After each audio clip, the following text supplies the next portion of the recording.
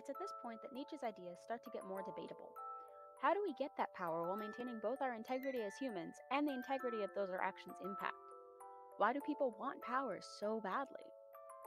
I don't presume to answer that first question in the very little time that I have, but I can answer the second. People seek power because by working to gain that power, they gain something else.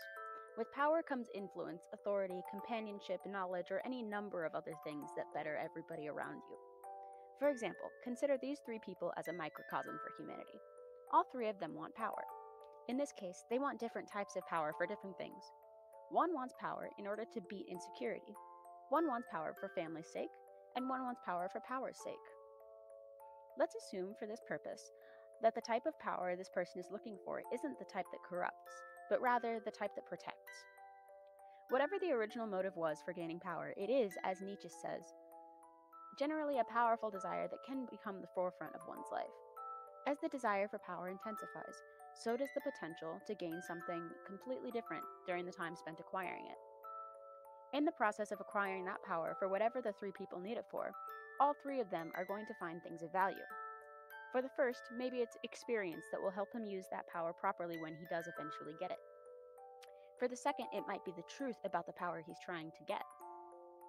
For the third, maybe it's a skill that she didn't have before that will help her use that power in the same way as the first.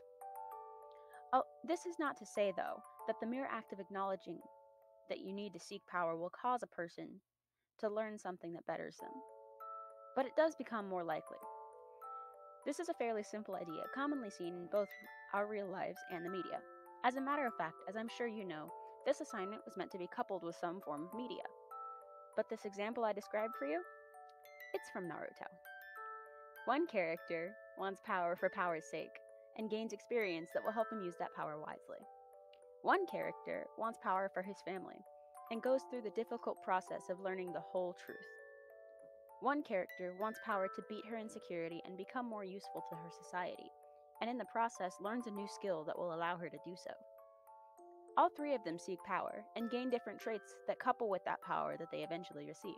And just as Nietzsche says, they want that power so badly that it becomes all-consuming. For these two, their need for power takes over to such an extent that it becomes the entire plot of the show. Eventually, in direct parallel to Nietzsche's ideas, every single one of these characters turns their need for power inward in order to better themselves and eventually better their world.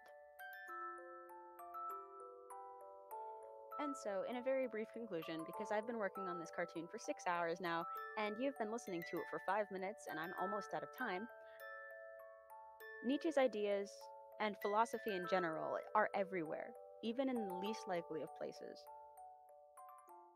Created using Powtoon.